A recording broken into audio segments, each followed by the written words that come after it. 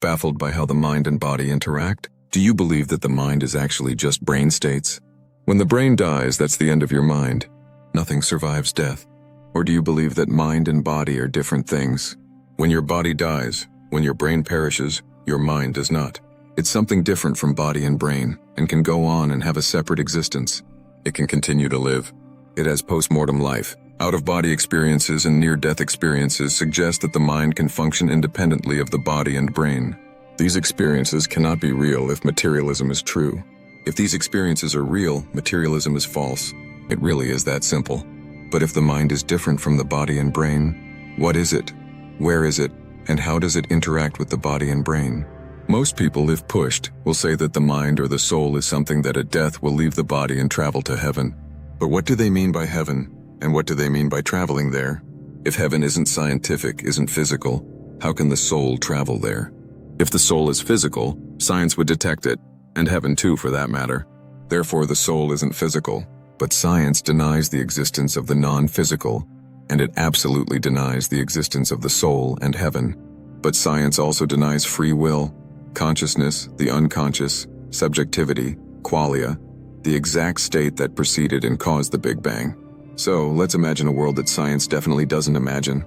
Let's first imagine the lifeless, mindless, unfree, local material universe in space and time. You know, the scientific universe. If that's all there is, there can be no soul and no afterlife. The logic is clear. Why bother challenging it? But of course, it's extremely easy to overthrow this worldview. To get an idea of how, just imagine the Earth as a local object in the physical universe. So far so good. And now imagine the Earth surrounded by a quantized, non-local, mind energy field called the Noosphere. The Noosphere is quantized by way of discrete units called monads, which are none other than souls. Leibniz wrote all about dimensionless, unextended, immaterial monadic minds, so we could perhaps refer to the Leibnizian monadic field. The planet Earth exists within this field and is constantly interacting with it, resulting in monadic minds, non-local entities, linking to bodies on Earth and animating them. To put it another way, the Earth is a material place, a dead place, but it has a living mental noosphere field around it, which allows souls to connect to bodies and create bodies with souls. The souls are not in the bodies, they connect to them. How? By mathematics. They use ontological Fourier mathematics.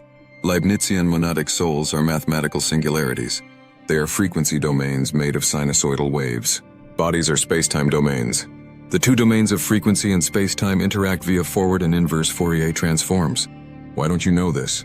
This, if you haven't worked it out yet, is the total answer to Cartesian substance dualism and the interaction problem.